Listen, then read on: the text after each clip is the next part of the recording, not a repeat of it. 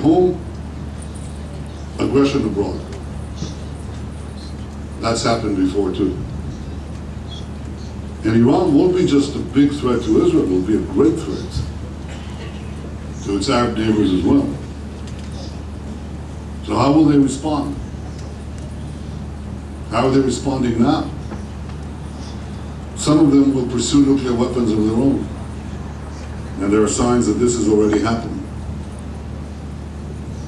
But all of them, without exception, will seek more advanced conventional weapons too.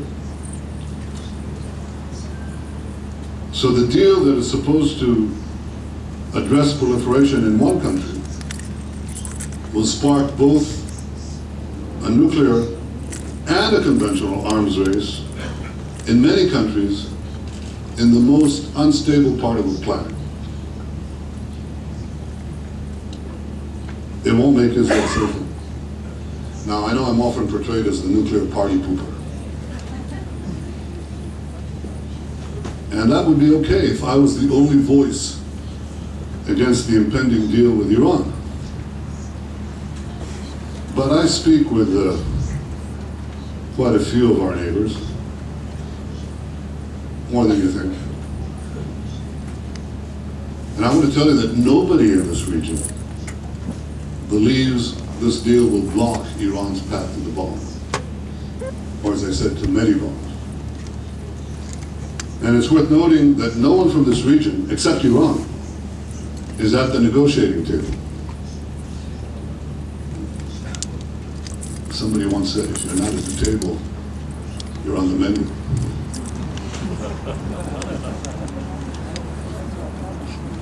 The states with the most at stake are not even in the room. To those who say this deal will change Iran, I say you got it backwards. First, Iran should change, then make the deal. Only then could you reward it with technology and money. I said in Congress, I gave a speech in Congress a few months ago. Respectfully, I talked to Jack Lew yesterday. I called him up. I said, we are family. We speak respectfully in the family. We can disagree, but we respect each other. So with the greatest respect, I say to our American friends, and we have no better friends, and America has no better friends than Israel. I say, if Iran wants to be treated like a normal country, let it act like a normal country. Now, we're discussing all of this with the United States, but especially two problems that emerge. The first is the danger that the Middle East will be crisscrossed by nuclear tripwires as other states nuclearize. And the second is the massive inflow of weaponry that will go to those Arab countries who legitimately feel fear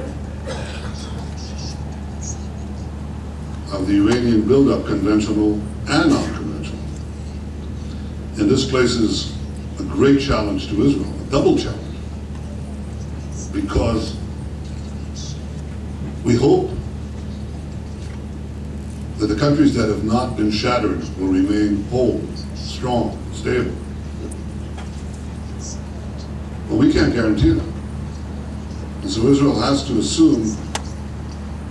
act to ensure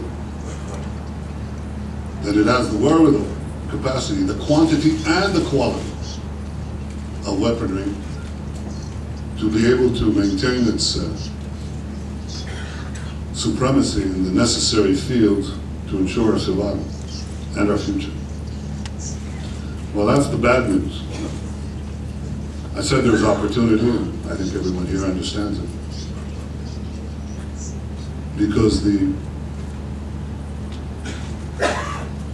trepidation of the Sunni states, from Iran on the one hand and ISIS on the other, and everyone else, creates a change and the potential for cooperation, perhaps even to resolve the problem that we want to resolve with the Palestinians.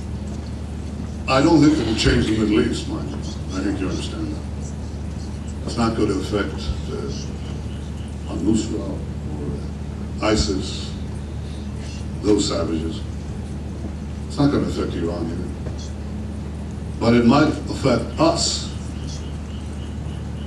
because we don't want a one-state solution. I don't want a one-state solution. I remain committed to a solution of two states for two peoples, as I said in Bar Ilan. That's the only thing we tried.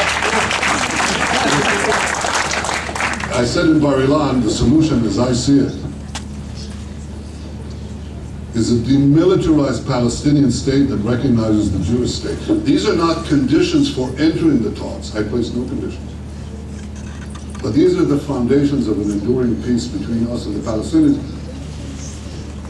assuming the region will not be swept by these larger forces.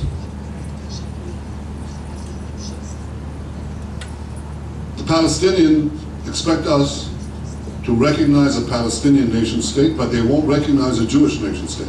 A Jewish nation state for the Jewish people with full rights for all the non-Jews that live here. I wish I could say the same for the Palestinians. But that's what we want, mutual recognition. Then demilitarization. What does that mean? It's not something you put on a slide. You say security for Israel guaranteed. How do you guarantee it? How do you guarantee that if we leave those areas, what happened in Lebanon doesn't repeat, what happened in Gaza doesn't repeat? These are not gachamot, whims. These are not pretexts, excuses, arguments. This is real. How do you prevent tunnels from being dug from Kalkilia to Kfar Saba? Why there only? There are several thousand tunnels in the seam line between Gaza and Egypt. That's 17 kilometers. Several thousand tunnels. You know about the tunnels they dug and are still trying to dig towards the Israeli side. Are working on that. The Israeli mind is a gifted mind. It's doing great things. But who will ultimately guarantee that those tunnels are not dug? Who will go in Kalkilia and stop it? Who will prevent the smuggling of weapons? Well, got to work out something in the Jordan Valley. We should be able to do that. I agree with that. But that's not the problem anymore. Zod lo abaya. אתם מבינים את זה? זאת לא הבעיה. כי היום הבעיה בעזה זה לא הברחה של נשק, אין הרבה. הבעיה זה ייצור עצמי. בעזה, בח'אן יונס, ייצור עצמי. אתה צריך להבריח כמה מהנדסים, כמה טכנאים, יש לך אמצעי ייצור, חומר ראשוני, מתכות,